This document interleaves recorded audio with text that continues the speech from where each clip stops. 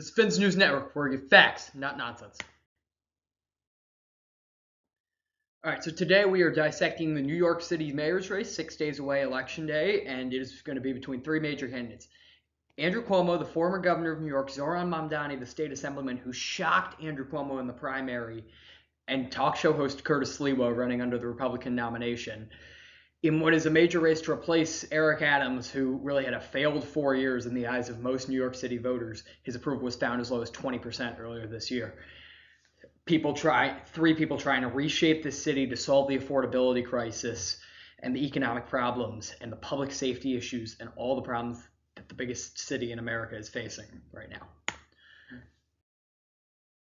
So our first candidate is going to be Zohran Mamdani. He is a 4-year state assembly representative, 2021 to 2025, actually in his third term.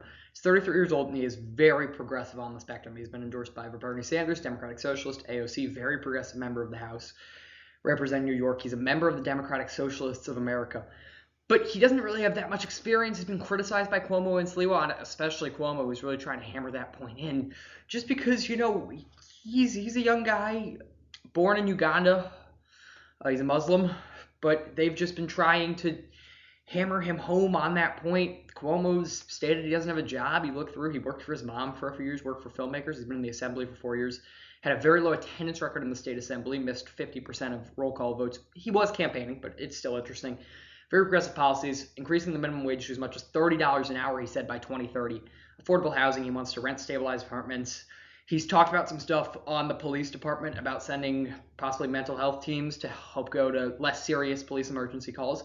But you can think about him as kind of Mr. Vision. Our second profile focuses on former governor and attorney general Andrew Cuomo. Now, he was at the cornerstone of New York politics 15 years. His father was the governor of New York, the Mario Cuomo Bridge named after him. 67 years old. He was forced to resign as governor 4 years ago after scandals involving COVID and sexual harassment. He is commonly being criticized by Mamdani on his handling of the COVID crisis, which is an interesting criticism because who really knew what was going on at that point? And that's a little bit below the belt.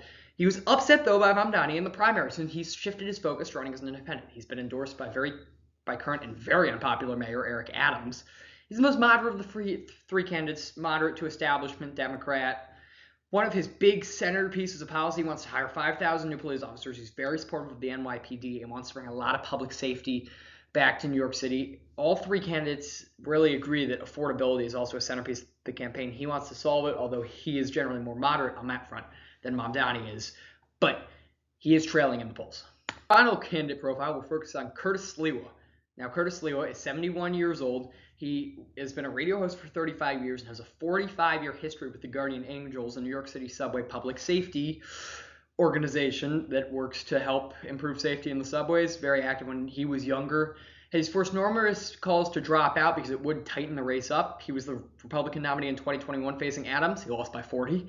He's openly been friendly as Trump, but Trump has commonly dismissed him. And in 2019, he called Trump a crackhead and a screwball on the radio. But Trump has criticized him, called him not serious. He's economically conservative and to the right in the most part of Mamdani and Cuomo, but he's shown some liberal positions. He's very supportive of the LGBT rights.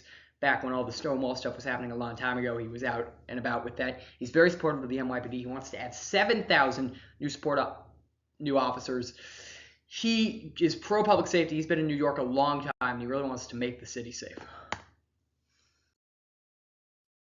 So here's our polling. This is where we're really getting to the meat of it. Mamdani, Sliwa, Cuomo. Well, Mamdani's been leading in the polls from the outset, but it's starting to tighten a little bit. Suffolk and Quinnipiac University, two universities somewhat close enough to New York City, have both released polls in the last couple of days. Mamdani's only leading by 10. Now, that's still relatively far enough ahead through the margin of error that you would be pretty confident in him winning, but is Cuomo starting to tighten the gap in the final days of the campaign? Is Mamdani's lack of experience starting to get to him?